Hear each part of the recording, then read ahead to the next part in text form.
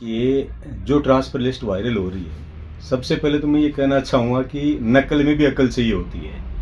ये transfer list है 29 जनवरी की, जबकि ट्रांसफर खुले हैं 10 फरवरी से। तो इतने 10-11 दिन पहले ही ये लिस्ट आ जाना, कर लेना, पहली बात तो यहीं पे लग रही है कि पूरी तरीके से फेक और फर्जी है।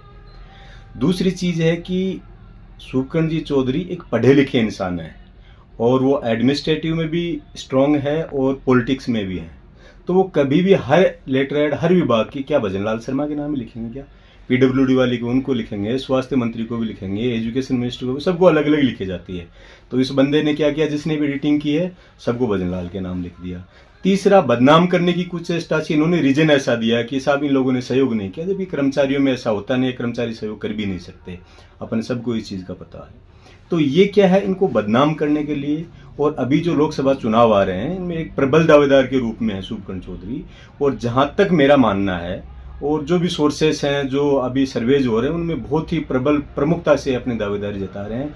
भाजपा इनको टिकट देने वाली है। तो उस चीज़ में ये लोग ओछी मानसिकता के साथ ये हरकतें कर रहे हैं। कोई कुछ कह रहा है, कोई कुछ कह रहा है, जबकि यदि ये लिस्ट पे ही जाते हैं तो जिस टाइम विधानसभा चुनाव थे तो जेपी नड्डा जी के साइन होके भाजपा की एक लिस्ट वायरल हो गई थी। क्या वो कैंडिडेट थे? नहीं थे। कांग्रेस की भी टिकटों की एक सूची वायरल हो गई थी।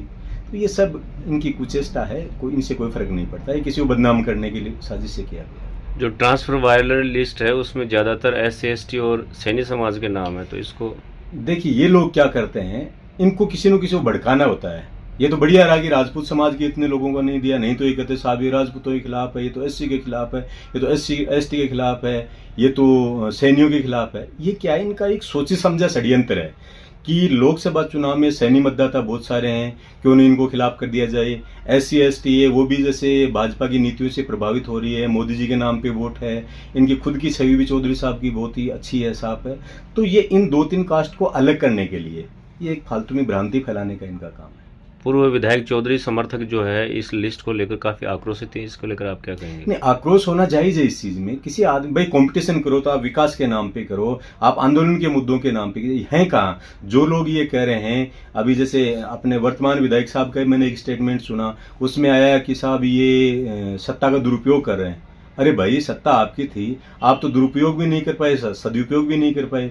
जिस दिन आप चुनाव हारे उसके 5 साल तक गायब थे, अब हैं तो अब भी गायब है। हमें तो खुशी इस बात की है कि भगवाना राम जी ने स्टेटमेंट देके हमें ये तो जाहिर करा दी, तसल्ली करा दी कि कम से कम वो मौजूद तो है यहाँ पे क्षेत्र में। वरना हम तो उनकी गुमशुदगी की रिपोर्ट दर्ज करा के गुमशुदा की तलाश वाले पोस्टर लगाने वाले थे यहाँ पे। थोड़ा बहुत तो सोचो आप, न कोई जनता के हित में कोई काम कर रहे हो, न कोई सरकार के खिलाफ। सरकार गलत नीति है तो आप आंदोलन करो ना उनके लिए। आज आप कह रहे हो कि दुरुपयोग कर रहे हैं, उनको जाके कोई भी आदमी बोलता है काम के लिए, कह रहे हमारा राज नहीं है। जिस दिन राज था उस दिन कौन से तीर मार लिए थे आपने? और जिस दिन राज नहीं था उस दिन भी शुभकर्ण चौधरी तो सड़कों पे बराबर लड़ाई की है, और आज राज है तो भी की है। उदयपुर वाटी में मैं बताऊंगा आपको कि उदयपुर वाटी में 9 आदमियों ने चुनाव लड़ा था। उनमें से शुभकर्ण चौधरी के अलावा बाकी 8 आदमियों को दर्शन भी नहीं हो रहे हैं। वो कहाँ हैं, क्या कर रहे हैं, क्या नहीं कर रहे, ये सब भ्रांतियां फैला रहे हैं इस तरीके की। इस ट्रांसफर लिस्ट को लेकर आप जनता को क्या संदेश देना चाहोगे? मैं जनता को ये संदेश देना चाहूंगा कि इस तरीके की भ्रांतियां जो लोग फैला रहे हैं, गुमराह कर रहे हैं, किसी के लिए दुष्प्रचार कर रहे हैं, ऐसी बातों में नहीं आए।